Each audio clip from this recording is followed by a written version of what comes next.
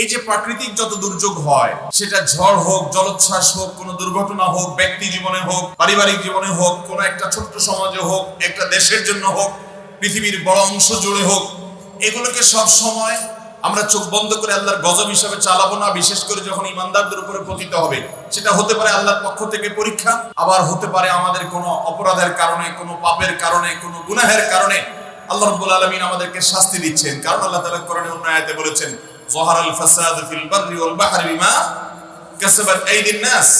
মানুষ নিজের হাতে যে সমস্ত গুনাহ কামায়, এগুলোর কারণে আল্লাহ তাআলা পৃথিবীতে কিছু ব্যর্থ হয়, কিছু দুর্ঘটনা, কিছু বিপদ আপদ আল্লাহ তাআলা দেন। কেন দেন?